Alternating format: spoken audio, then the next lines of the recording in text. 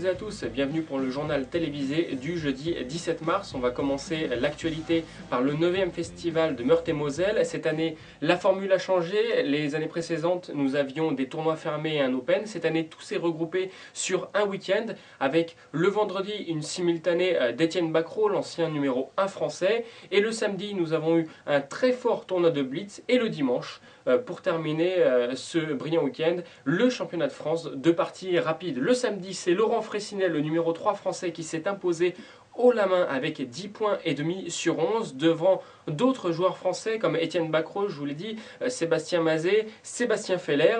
Et le dimanche, eh bien, c'est Daniel Friedman qui s'est imposé avec 7 points et demi sur 9. Mais une fois de plus, c'est Laurent Fraissinet qui termine premier français avec 7 points sur 9. Donc brillant week-end de la part du numéro 3 français. On va s'intéresser maintenant à Monaco. C'est la dernière édition cette année, le 20e dernier, Mélodie Amber. Donc avec tous les meilleurs joueurs du monde qui sont présents et qui s'affrontent dans une formule très particulière. Les joueurs s'affrontent d'abord à l'aveugle, puis ensuite en partie rapide. Alors nous avons Anand, le champion du monde, Carlsen, Aronian, Topalov, Kramnik, tous les meilleurs joueurs sont invités et se disputent donc ce dernier trophée prestigieux. Au bout de 4 rondes au classement combiné, nous avons les 3 meilleurs joueurs du monde en tête.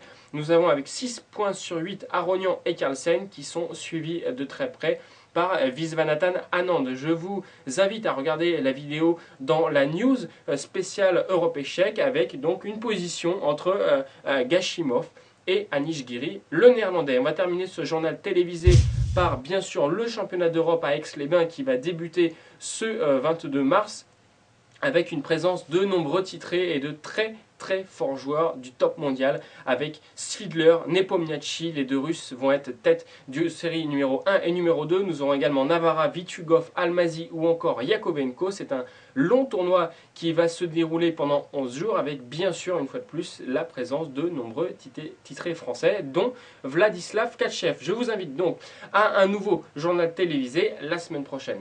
A très bientôt.